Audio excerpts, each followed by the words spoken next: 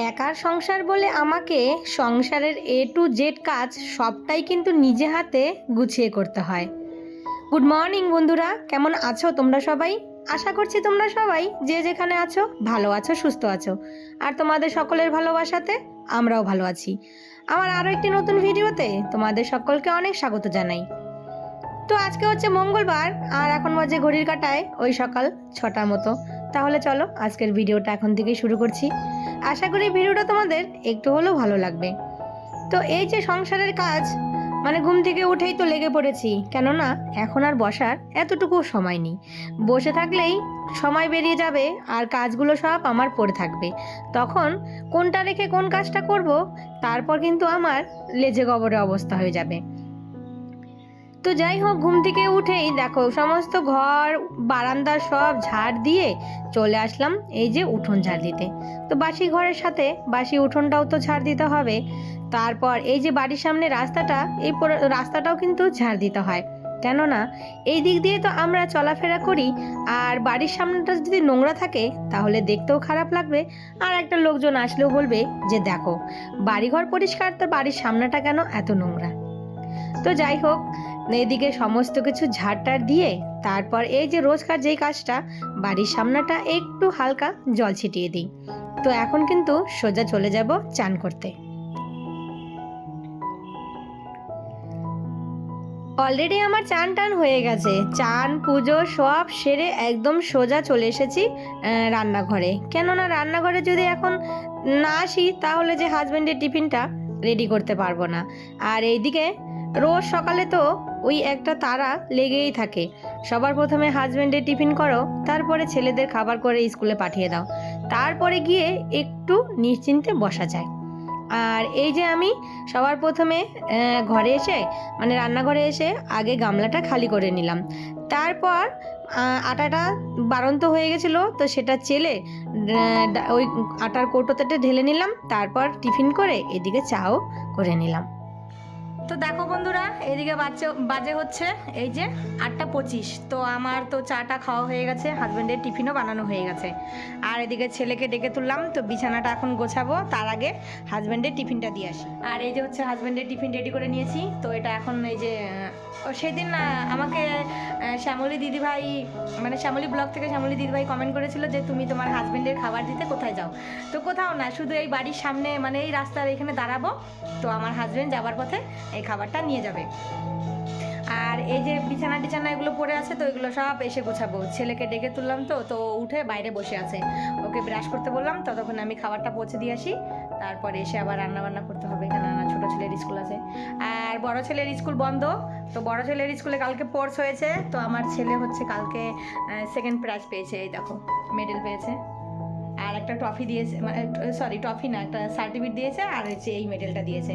তো এটা হচ্ছে সেকেন্ড পুরস্কার, মানে ও 100 মিটার দৌড়ে সেকেন্ড হয়েছে। 100 মিটার না 200 মিটার দৌড়ে, যাই হোক আমি ভুলে গেছি। আর 400 মিটার দৌড়ে ও নাম দিয়েছিল, কিন্তু ওটাতে মানে সিলেক্ট হতে পারেনি। তো যাই হোক, যেদিন খেলা হয়েছিল সেদিন ফার্স্ট হয়েছিল, কালকে যখন ফাইনাল খেলা হয় তখন মানে সেকেন্ড হয়ে গেছে। যাই হোক, একটা মেডেল তো এনেছে। আর এদিকে আমার বিছানা টিছানা দেখো সব চারদিকে জামা কাপড় ছড়িয়ে ছিটিয়ে আছে, তো এগুলো পরে এসে গোছাবো। চলো আগে খাবারটা পৌঁছে দিয়ে আসি। তো আমি হাজব্যান্ডের খাবারটা দিয়ে চলে আসলাম, আর এই যে ভাতটা বসিয়ে দিচ্ছি, কেননা 8:30 বেজে গেছে। আর এদিকে ছেলে ঘুম থেকে তো উঠে পড়েছে, ওকে একটু দুধ আর হচ্ছে রুটি দিয়ে দেবো। তো দুধটা একটু গরম করে নিচ্ছি, আজকে আবার বায়না হয়েছে দুধ আর রুটি খাবে। তো এমনিতে দুধ রুটি আগে খেতই না, তো এই যে এই নিয়ে 3বার খাওয়া হলো, এখন বলতেছে দুধ রুটি খাবে। তো যাই হোক, দুধ রুটি খাওয়া ভালো। দুধটা গরম বসিয়ে চলে আসলাম বিছানাটা তুলতে। ছেলে বলল আমি আগে হোমওয়ার্কটা রেডি করব, তারপরে খাবো। তো ভাবলাম যে ততক্ষণে গ্যাসটা একটু কমিয়ে দিয়ে আমিও বিছানাটা ঝটপট তুলে নিই। আর বন্ধুরা, তোমাদের কাছে একটা কথা বলছি, মানে একটা কথা জিজ্ঞেস করছি, যে আমি এই যে সামনে থেকে ভয়েস দেই সেটা তোমাদের ভালো লাগে, নাকি এই যে দেখো এখন ভয়েস দিচ্ছি এটা ভালো লাগে? তো প্লিজ তোমরা কিন্তু কমেন্ট করে জানিও।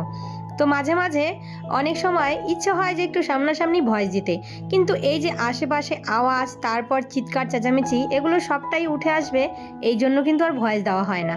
আর বাড়িটাও রাস্তার সামনে, যখনই আওয়াজ দিতে যাবে কোনো গাড়ির আওয়াজ হবেই। তাই ভাবি যে না, এই ভয়েসটা না দিয়ে, এই দেখো এই যে ভয়েস দিচ্ছি এখন, এইভাবেই দিব। আবার যখন সম্ভব হয় তখন কিন্তু সামনাসামনি ভয়েসটাও দিই। তো তোমাদের কাছে এটা প্রশ্ন রইলো, তোমরা কিন্তু কমেন্ট করে জানিও। তো এইদিকে আমি বিছানাটা তুলে তারপর ঝটপট চলে আসলাম ছাদে। কালকে তো অনেক জামা কাপড় কেচেছি, তো সেগুলো কিছু কিছু শুকিয়েছে আর কিছু কিছু ভেজা আছে। তো সেই জামা কাপড়গুলো আবার একটু ছাদে মেলে দিতে আসলাম।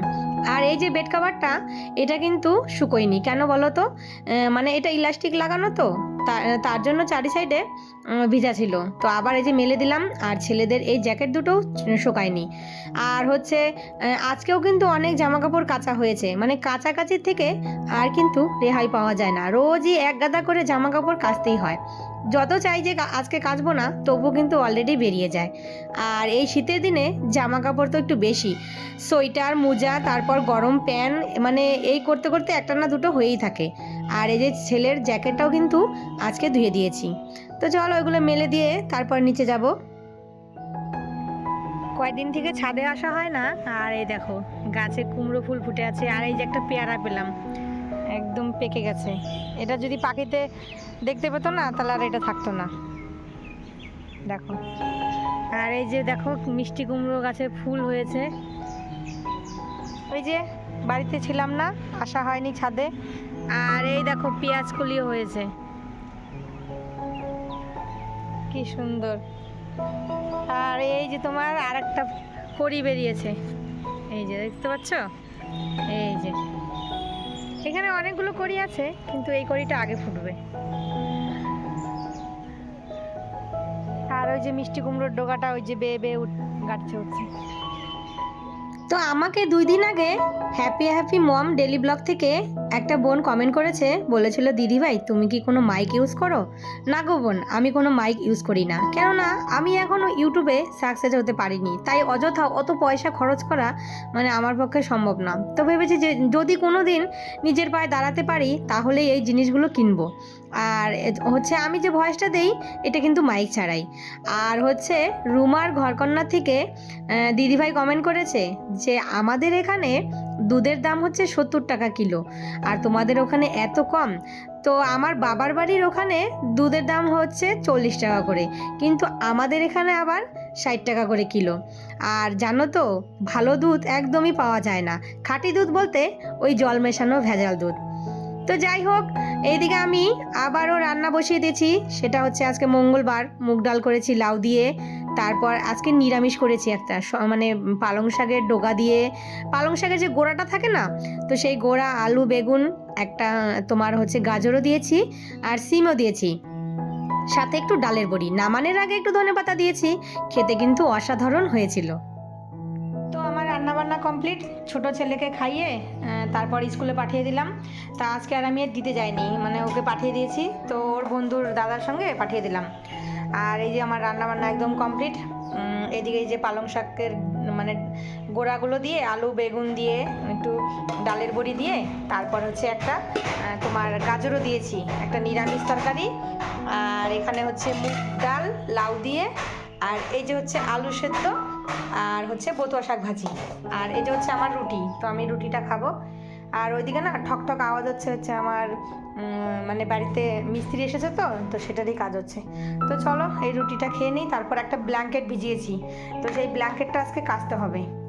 হাজবেন্ড এসেছে দুপুরের খাবার খেতে, তো বললাম যে ব্ল্যাঙ্কেটটা একটু ধরো, তো এটা চিপে রোদে দিয়ে দিই। তো চলো বন্ধুরা, আজকের ভিডিওটা তাহলে এখানেই শেষ করি, আবারও দেখা হবে।